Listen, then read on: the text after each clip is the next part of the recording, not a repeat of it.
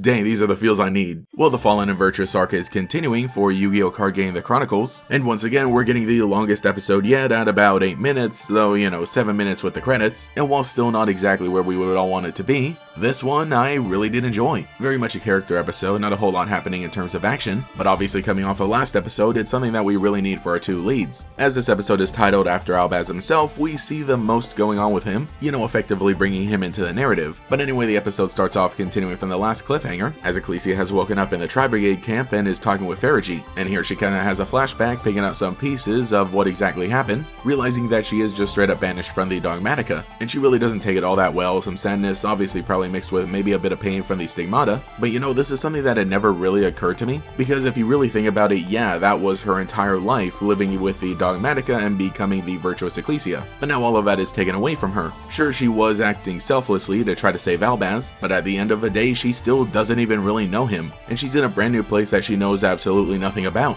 So yeah, of course she would be devastated. Though I like to a little bit more the relationship we get to see with Ferrijit trying to cheer her up, or at least, get her to eat some food, kind of taking on a bit of a big sister role to what Fleur-de-Lis had, but obviously different dynamic, but eventually Ecclesia warms up to everything, and I just love how the Tri-Brigades are kind of treating them and taking care of them. Very important narrative thing here also, Ferrijit tells her that Albaz had saved her by transforming into a beast. Meanwhile, Shireg is talking with Albaz, who still hasn't said a word to this point, and is kind of trying to help him understand where Ecclesia is coming from, letting him know that she sacrificed basically her entire life to save him. And also, while we're at it, he gets a Mercurier bird that he seems very interested in, at least just someone who is not talking at all and just observing everything. It is kind of nice to give him a little birdie for now, so they can't really stay here long and decide to head somewhere safer, and that is where all the Tri-Brigades see them off and tell them to join up with the Spriggans. Though also really interesting, we get to see a lot of the actual faces of the Tri-Brigade characters because their card art has their faces covered, and man, I had no idea they all look like this, so it is really funny to see how they all actually look. But Ecclesia's got her new duds, and the two of them head off into the desert to join up with the Spriggans, and here we do get a little bit more trust starting to form between them. Albaz is still sort of standoffish, but he's going along anyway. You can tell that he definitely cares about Ecclesia to some degree, but he's not showing it or doesn't exactly know how to express it. Little things like not taking her help and not answering her immediately, really speaking to her the first time here in the desert. Here he reveals that he doesn't remember anything, whether protecting her in the city or even who he is, where he came from, or what his name is. So a bit of mystery that gets to build here. We end off the episode with this scene taking place at night, where they're camping underneath this giant rib cage. The iconic image that I love so much, I own the playmat myself, and so they're hanging out by the campfire, sharing some bread, and letting a few feelings spill here and there. But man, just the way that Albaz is not interacting with her at all. I mean, obviously, yeah, sure, we're gonna build a closer relationship as time goes on, but just seeing the difference of how he selflessly tried to protect her in the city, and then now just has his back turned to her basically all the time, really shows just how hurt and broken he is. Especially when he apologizes to Ecclesia for getting her banished, because now he's starting to feel responsible after being told of what the situation was. So yeah, he feels that it was his fault, and not necessarily, because it was a situation they all came together, and